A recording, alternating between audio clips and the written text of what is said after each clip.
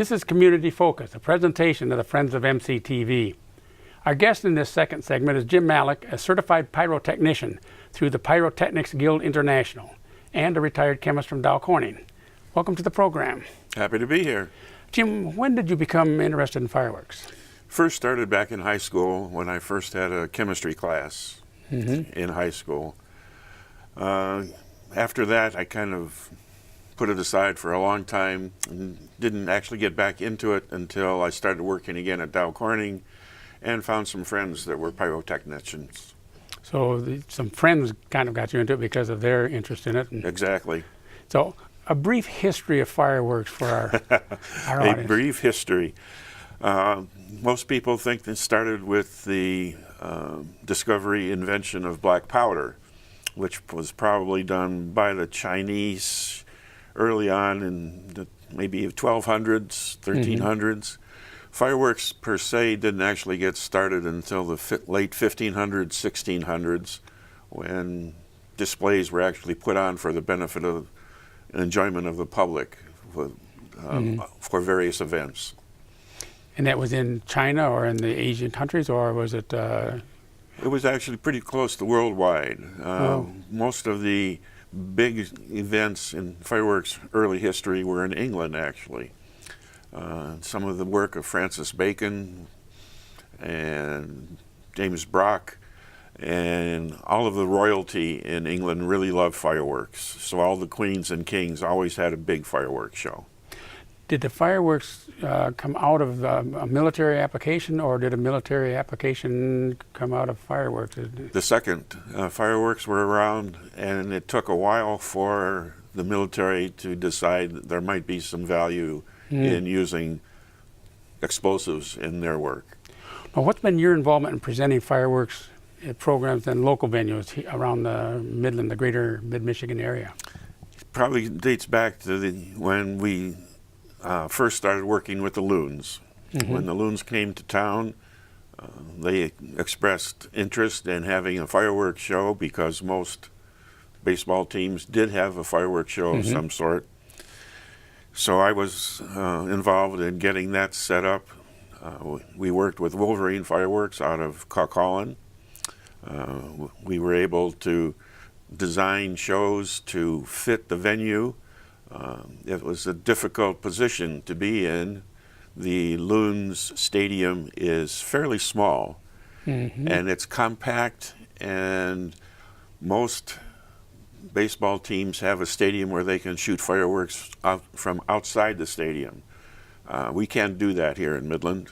We have to shoot fireworks from inside the stadium, which is a unique position to be in.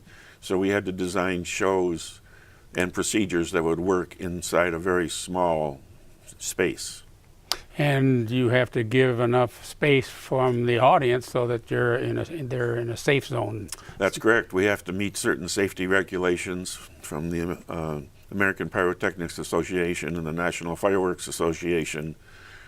They have very specific distances that have to be met in terms of a safety zone. The public cannot be closer than a certain distance to a fireworks show. Now, besides the Loons, what are some of the other events that you have worked on here around Midland? Early on, I actually helped out at the Bay City Fireworks, which is a very big show. Very big. I also help with local 4th of July shows here in Midland.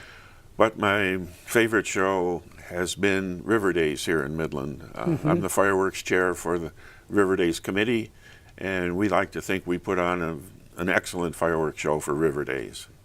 And that you've been doing that every year? Every year since about 2001 or 2. And that goes on rain or shine, pretty much for River Days. When is River Days this year? The first weekend in August, August 3rd, 4th, I believe. Well, Jim, as the chair of the River Days fireworks, what are your duties? What do you have to do to get ready for the show?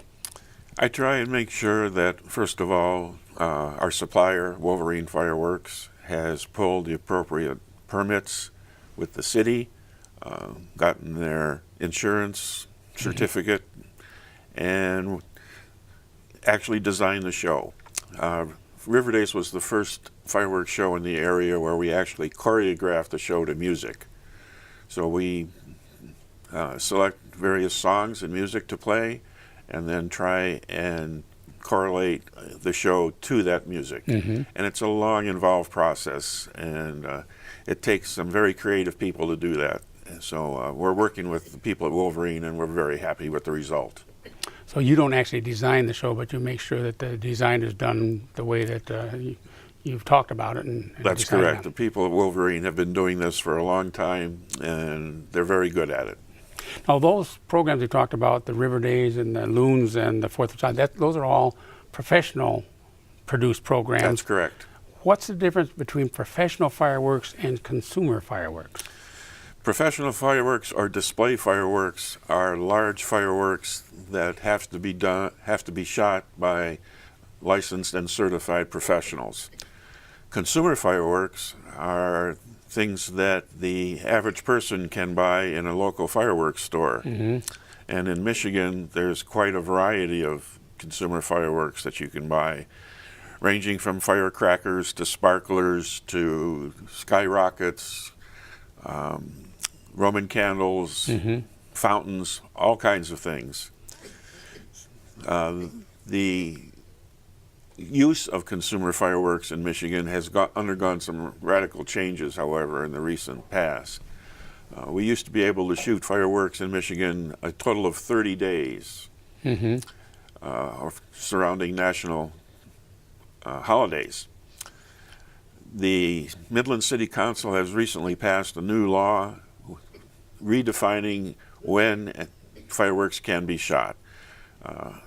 We reduced the time from 30 days to 12 days, and the times involved are much reduced. Everything has to be finished by 11:45 p.m. You can't shoot past midnight any longer. If you really want to get into it, I can read all the dates, but it's on the city's website as well. I see.